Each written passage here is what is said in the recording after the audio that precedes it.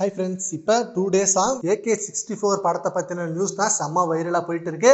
And AK64 again Adhik Ravichandran காம்போவோட தான் இந்த படம் உருவாக போகுது.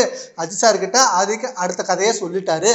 ஆல்ரெடி சொன்ன கதை தான் அண்ட் திரும்ப கேட்டுட்டு அஜித் சார் கண்டிப்பாக இதை பண்ணலான்னு சொன்னதாகவும் நவம்பர் மாதம் ஷார்ட் பண்ண போகிறதாகவும் நியூஸ் வந்துட்டு இருக்கு. அண்ட் இந்த படத்தோட ப்ரொடியூசர் வேல்ஸ் ஃபிலிம் இன்டர்நேஷனல் தான். அண்ட் இவங்க இப்போ நம்ம அஜித் சாரை வச்சு பிக்கெஸ்ட் பிரம்மாண்டமாக ஒரு படம் எடுக்க போகிறாங்க. அண்ட் இந்த படத்தில் ஃபர்ஸ்ட் ஃபீமேல் லீட் ரோலுக்கு ஸ்ரீநிதி ஷெட்டி கிட்ட பேச்சுவார்த்தை நடத்திருக்காங்க. அண்ட் அந்த பேச்சுவார்த்தைக்கு அப்புறம் தமன்னா ஆல்சோ இந்த படத்துல நடிக்க வைக்க பிளான் பண்ணிருக்காரு ஆதிக் ரவிச்சந்திரன். ஆல்ரெடி ஆதிக் ரவிச்சந்திரன் AAA படத்துல தமன்னா அவர்களை ஹீரோயினா வச்சு பண்ணிருக்காரு. சோ இப்போ AK64லயும் நம்ம தல அஜித் சார் கூட நடிக்க வைக்க பிளான் பண்ணிருக்காவும் அண்ட் பேச்சுவார்த்தை நடத்திருக்காதாவும் நியூஸ் வந்திருக்கு. அண்ட் டெய்லி இந்த நியூஸ் வரதுனால நம்ம AK ஃபேன்ஸுக்கு ஹைப் அதிகமாகிட்டே இருக்கு.